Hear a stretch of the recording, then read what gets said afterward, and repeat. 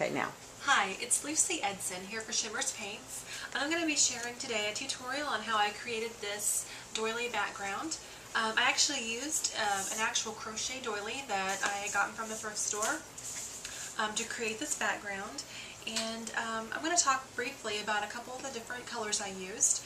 I've used a combination of Shimmers Vibez and Shimmers Spritz, and the colors I used were Razzle Dazzle Berry. That's one of the Vibez colors. The Vibez are more vibrant and have a little heavier intensity of color, but they all are, of course, a spray product.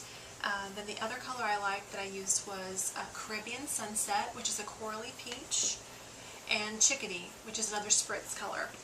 And when you combine the colors, you can see how they blend together and have formed a really beautiful sunset type effect by combining those colors.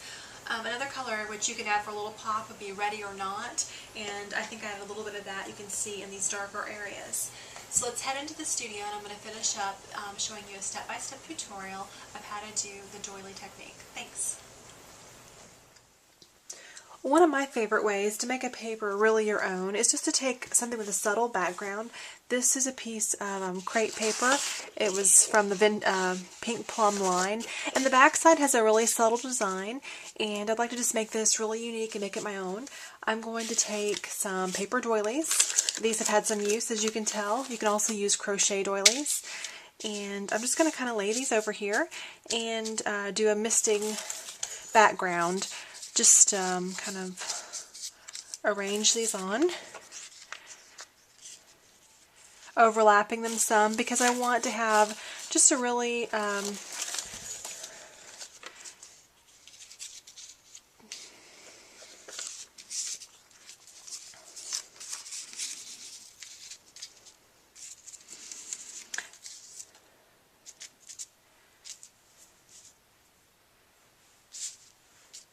Okay, I have my doilies arranged now in a way that I like, and I have got out a whole set of colors.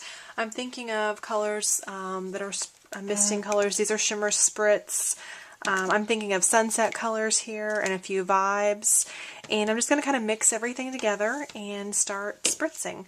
I'm starting with this real pretty gold that I like, and I'm just going to just do a few mists on one side and go right into the next color. I'm going to overlap the colors and let them blend together.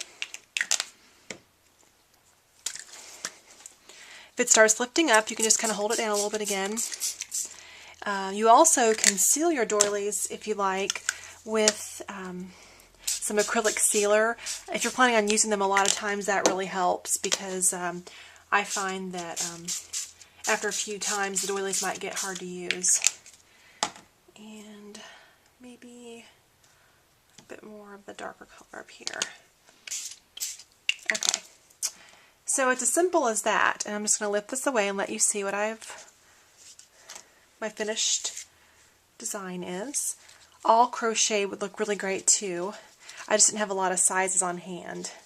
Actually, I like the crochet part so much, I'm going to do a quick adaptation here. I'm going to just lay this over here and just do a little more misting because there were too many open areas on that. And so I'm going to end up with a really nice lacy effect by moving my doilies around and just filling in this area. I'm going to let this dry completely, and if it crumples on you or you have any areas that are just really not even, you can always take this and flatten it in some books. I have a couple of old catalogs I keep on hand for that. But that's one really fast way to make a custom page. I have some other examples that I will show. Just you can use stamping, paint, the options are endless. So here's just one example of a way to make a paper your own.